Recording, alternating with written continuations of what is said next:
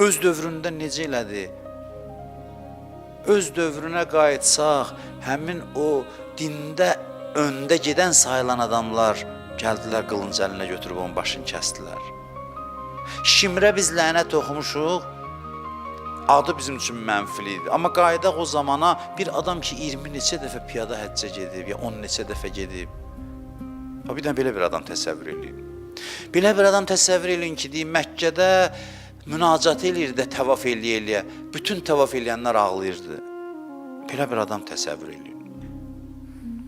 İndi Şimr deyib lənət oxumağa nə var? Bax, bu insan gəlir, dayanır İmam Hüseyin əleyhissalamın qarşısında. Mən neçə dəfə bu məclislərdə bunu demişəm. Əvvəl mən namaza təzə gəlmişdim. O vaxtdan mütaliəyə başlamışdıq, oxuyurduq, danışırdıq. Heç zaman mən bu sözün mənasını başa düşmürdüm. Sonra alimlərdən birindən eşitdim mən bu sözü. Özüm də düşündüm bu məsələ haqqında. Bildim ki, bunun hikməti nəymiş.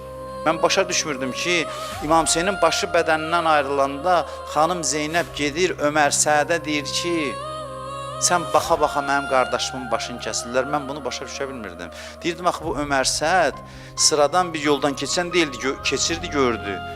Ömər Səəd bu işin əmrini verən adamdır.